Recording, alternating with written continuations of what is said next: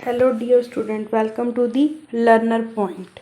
आज अपने स्टार्ट करते हैं जनरल साइंस फर्स्ट ग्रेड के लिए। लास्ट क्लास में अपने एथेनॉल के यूज़ पढ़ लिए थे। आज अपने करेंगे एथेनोइक एसिड के यूज़ या उनके गुणधर्म। एथेनोइक एसिड का फॉर्मूला क्या होता है? CH3COOH। तो पहला क्वेश्चन तो उसके फॉर्मूले से भी आ सकता है।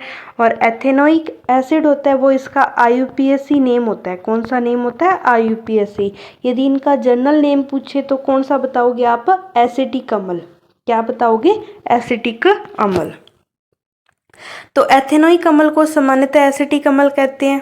पहली लाइन ही इंपॉर्टेंट है, कई बार अपने ज़्यादा डीप पढ़ने के चक्कर में सिंपल लाइन में मात खा जाते हैं।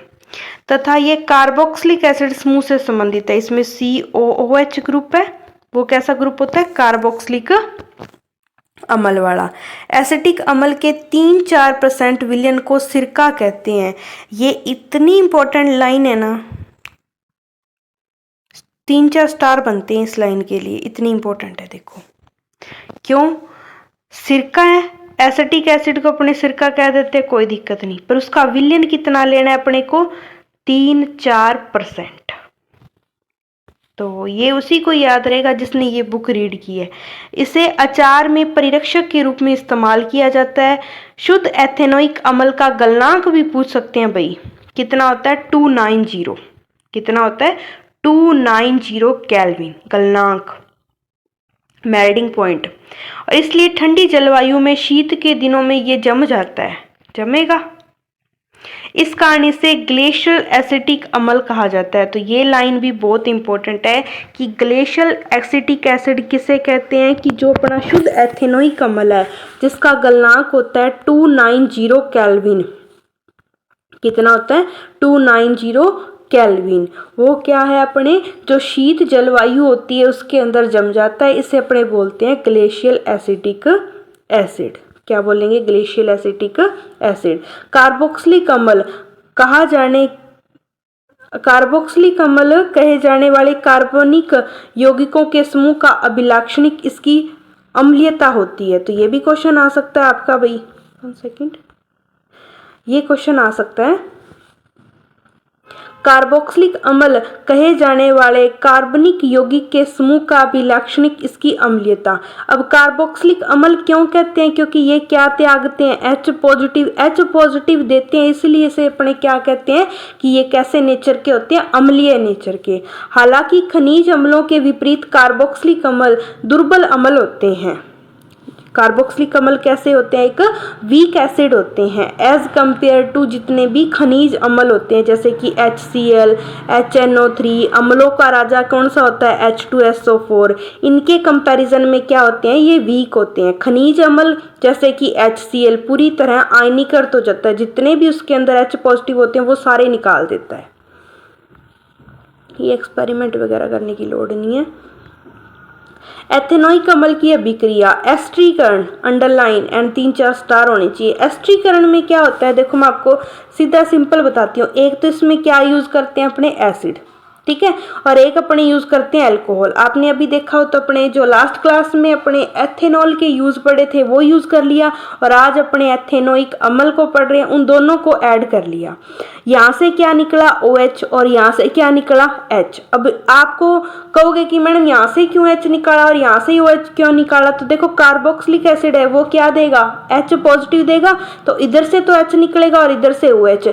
ये H और OH मिलकर क्या बना देंगे? H2O। क्या बना देंगे? H2O। और बाकी जितनी भी स्ट्रक्चर है, जैसे यहाँ से CH3CH2 और यहाँ से CH3COO, वो बचेगा, वो आपस में यूं करके जुड़ गया। ये जुड़ा भी हुआ है CH3, ये 2 COO, ये रे 2 CO, ये CH2CH3, ये रहा, और साइड में क्या निकल गया? H2। अब ये जो बना है ना, उसे अपने क्या कहेंगे? एस्टर। क्या कहेंगे? एस्टर। ये वाला एस्टर बॉन्ड होता है, ठीक है। तो एस्टर मुख्य रूप से अम्ल एवं अल्कोहल की अभिक्रिया से निर्मित होते हैं। एथेनोइक अम्ल किसी अम्ल उत्प्रेरक की उपस्थिति में परिशुद्ध एथेनॉल अभिक्रिया करके एस्टर बनाते हैं। अम्ल उत्प्रेरक, जो उत्प्रेरक लेना है वो भी कैसा हो? अम्लीय नेचर का हो। सामान्यतः एस्टर की गंध कैसी होती है? मधु। यानी कि सॉफ्ट। इसका उपयोग इत्र बनाने व स्वाद उत्पन्न करने वाले कारक में किया जाता है। तो एस्टर का यूज पूछेगा ना तो क्या लगाओगे आप, इसका परफ्यूम में यूज होता है और जो भी कोई टेस्ट वगैरह वाली चीजें होती है उनमें। सोडियम हाइड्रोक्साइड से अभिक्रिया द्वारा जो एक क्षार है एस्टर पुनः एल्कोहल व कार्बोक्सिलिक अम्ल का सोडियम लवण बनाता है। जिसकी रिएक्शन अपने द्वारा NaOH से करवा देना, किसकी, एस्टर की, तो ये जिससे बना है वही उसके अंदर टूट जाएगा। इस अभिक्रिया को साबुनीकरण कहते हैं। क्या कहते हैं, साबुनीकरण। तो अंडरलाइन करना चाहिए। क्या कहा इन्होंने कि एस्टर की रिएक्शन NaOH से करवाएंगे तो एल्कोहल प्लस में जो कार्बोक्सिलिक एसिड तो CH3CO होता है, COH होता है, यहाँ पे H नहीं था, यहाँ पे सोडियम ना, तो यहाँ पे सोडियम लवण बन जाएगा। तो ये हो गया। इस रिएक्शन को बोलते हैं साबुनीकरण। क्या बोलते हैं, साबुनीकरण, क्योंकि इससे साबुन तैयार किया जा सकता है। इस रिएक्शन से क्या तैयार किया जा सकता है, साबुन। साबुन दीर्घ श्रृंखला वाले कार्बोक्सिलिक अम्लों के सोडियम तथा पोटेशियम लवण होते हैं, इससे बनाते हैं अपने साबुन। या तो यहाँ पे सोडियम होगा या यहाँ पे क्या होगा बेटा, पोटेशियम। आहो, मेरे हिसाब से यहाँ तक आपको कोई दिक्कत नहीं है। क्षारक के साथ अभिक्रिया, ये क्षार के साथ भी क्या करते हैं, अभिक्रिया। खनिज अम्ल की बाती एथेनोइक अम्ल सोडियम हाइड्रोक्साइड यानी कि NaOH, NaOH OH देता है, तो यानी कि ये क्या होगा, क्षार। जैसे क्षारक से अभिक्रिया करके लवण देंगे, जैसे सोडियम एथोनेट या सोडियम एसीटेट, वो ये अभी बनाया था ना सोडियम एसीटेट, सोडियम और ये एसीटेट, और जल देते हैं जैसे। अब अपने आगे स्टार्ट करते हैं क्षारक के साथ अभिक्रिया। खनिज अम्ल की भांति एथेनोइक अम्ल सोडियम हाइड्रोक्साइड जैसे क्षारक से अभिक्रिया करके लवण सोडियम एथोनेट या सोडियम एसीटेट तथा जल बनाता है। जैसा कि ये अपना कार्बोक्सिलिक एसिड है, ये NaOH यानी कि ये अपना अम्ल और ये क्षार। अम्ल और क्षार जब भी रिएक्ट करते हैं तो क्या बनाएंगे, लवण बनाएंगे। जैसे कि अब यहाँ से अपने OH निकाल देंगे और यहाँ से अपने H निकालेंगे तो H2O निकल गया और ये अपना बन गया सोडियम एसीटेट साल्ट। अम्ल और क्षार जब भी अभिक्रिया कराते हैं तो क्या बनाते हैं, लवण और जल बनाते हैं। इस प्रकार की अभिक्रिया को क्या कहते हैं, उदासीनीकरण अभिक्रिया। एथेनोइक अम्ल कार्बोनेट एवं हाइड्रोजन कार्बोनेट से कैसे अभिक्रिया करता है, कार्बोनेट का मतलब CO3-2 और हाइड्रोजन कार्बोनेट का मतलब है यहाँ पर HCO3 नेगेटिव से कैसे अभिक्रिया करता है, आज अपने उसको समझते हैं। तो कार्बोनेट एवं हाइड्रोजन कार्बोनेट के साथ अभिक्रिया, एथेनोइक अम्ल कार्बोनेट एवं डाई हाइड्रोजन कार्बोनेट के साथ अभिक्रिया करके क्या बनाएगा, लवण CO2 और जल बनाता है। तो आपको ये प्रोडक्ट याद रखने हैं कि जब भी अपना कार्बोक्सिलिक एसिड है वो या तो कार्बोनेट या बाई कार्बोनेट से यूज या रिएक्ट करता है तब क्या बनाता है, CO2 गैस। यही पेपर में आता है, क्योंकि जो ये साल्ट है ना वो तो कॉमन है, वो तो ऊपर जब ये NaOH के साथ रिएक्ट करवा रहे थे तब भी बन रहा था। साइड प्रोडक्ट यहाँ पे क्या हो जाते हैं, मेनली याद रखना जो भी ये CO3 होता है ना वो हमेशा किस फॉर्म में निकलता है, ज़्यादातर CO2। यहाँ पे भी ये CO3 है वो किस फॉर्म में निकलेगा, CO2 की फॉर्म में निकलेगा। ये अपना क्या बन गया, सोडियम एसीटेट, वाटर और CO2। अब अपना आगे टॉपिक है साबुन और अपमार्जक।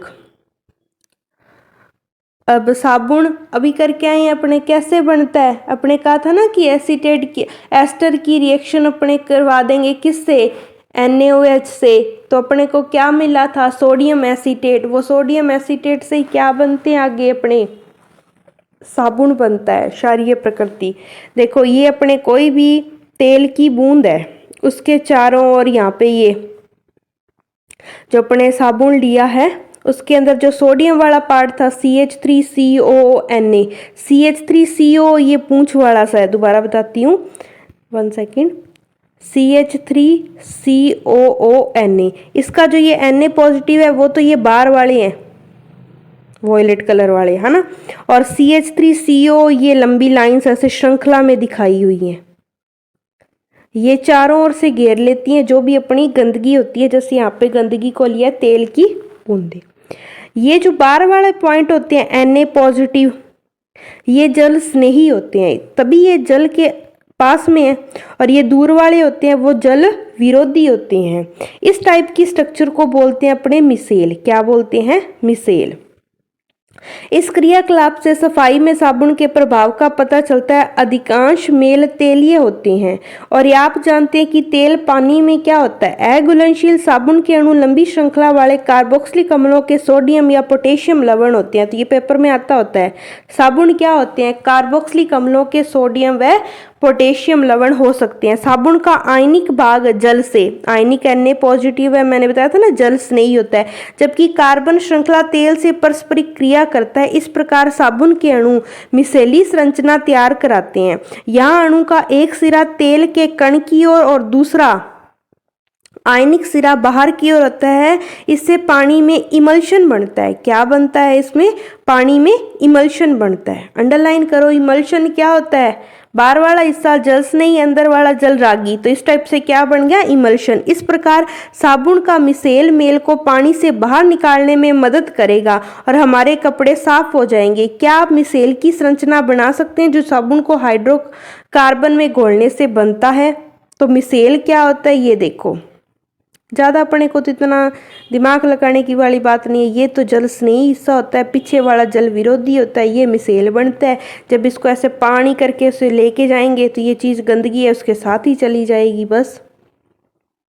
जबकि हाइड्रोकार्बन पूंछ जल के बाहर होती है। जल के अंदर इन अणुओं की एक विशेष अवस्था होती है। इसका हाइड्रोकार्बन सिरा जल के बाहर होता है। ऐसे अणुओं का बड़ा गुच्छा बनने के कारण जिसमें जल विरागी पूंछ गुच्छे के आंतरिक हिस्से में होती है, जबकि उसका आयनिक हिस्सा गुच्छे की सतह पर होता है। इस संरचना से मिसेल कहते हैं। मिसेल के रूप में साबुन स्वच्छ करने में सक्षम होती है क्योंकि तेलीय मेल मिसेल के केंद्र में इकट्ठी हो जाती है। मिसेल विलयन में कोलाइड के रूप में बने होते हैं। कैसे बने होते हैं? कोलाइड के रूप में। ये क्वेश्चन आ सकता है।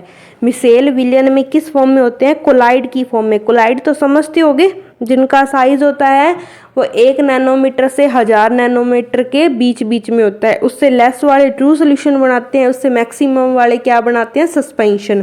तथा आयन आयन विकर्षण के कारण ये अवक्षेपित नहीं होते। इस प्रकार मिसेल में तैरते मैल आसानी से हटाए जा सकते हैं। साबुन के मिसेल प्रकाश को प्रकिरणित कर सकते हैं। यही कारण है साबुन का गोल बादल जैसा दिखाई देता है। क्या आपने कभी स्नान करते समय अनुभव किया है कि झाग मुश्किल से बन रहा है? वह जल से शरीर धो लेने के बाद भी कुछ अघुलनशील पदार्थ जमा रहते हैं। ऐसा इसलिए होता है क्योंकि साबुन कठोर जल में उपस्थित कैल्शियम और मैग्नीशियम लवणों से अभिक्रिया करता है। अंडरलाइन करो, कठोर जल के अंदर क्या होते हैं? कैल्शियम और मैग्नीशियम साल्ट। ऐसे में आपको अधिक मात्रा में साबुन का उपयोग करना पड़ता है और एक अन्य प्रकार के यौगिक यानी कि अपमार्जक का प्रयोग करेंगे। अब जो साबुन होती है ना वो कठोर जल के लिए बेनिफिशियल नहीं है क्योंकि ज़्यादा घसेगी, क्योंकि ये रिएक्ट कर लेती है कैल्शियम और मैग्नीशियम साल्ट से। इसलिए वहाँ पे फिर क्या आ गया? अपमार्जक सर्फ। इस समस्या का निपटाया जाएगा। अपमार्जक सामान्यतः लंबी कार्बन श्रृंखला वाले सल्फोनिक अम्ल, अंडरलाइन, वो कैसे थे? कार्बोक्सिलिक अम्ल सोडियम और पोटेशियम लवण थे ना, ये सल्फोनिक अम्ल तथा लंबी कार्बन श्रृंखला वाले अमोनियम लवण होते हैं। सल्फोनिक और अमोनियम लवण, मोस्ट इंपॉर्टेंट क्वेश्चन, जो क्लोराइड या ब्रोमाइड आयनों के साथ बनते हैं। किससे बनते हैं? क्लोराइड या ब्रोमाइड आयनों के साथ बनते हैं। इन यौगिकों का आवेशित सिरा कठोर जल में उपस्थित कैल्शियम मैग्नीशियम आयनों के साथ अघुलनशील पदार्थ नहीं बनाता। तो वो नहीं बनाएंगे मतलब रिएक्ट नहीं करेंगे। ये साबुन कर जाएगी, ये रिएक्ट नहीं करेंगे। इस प्रकार ये कठोर जल में भी प्रभावी बने रहते हैं। सामान्यतः अपमार्जकों का उपयोग शैम्पू और कपड़े धोने के उत्पाद बनाने में किया जाता है। तो ये क्या करते हैं? कैल्शियम और मैग्नीशियम आयनों के साथ अघुलनशील पदार्थ नहीं बनाते हैं, यानी कि रिएक्ट नहीं करते हैं। ये किसके होते हैं? अमोनियम लवण होते हैं और सल्फोनिक लवण होते हैं। तो ये आपका चैप्टर हो गया कंप्लीट। आप इसके MCQ करके देख लेना। कोई भी दिक्कत हो तो मुझसे पूछ लेना। Thank you so much.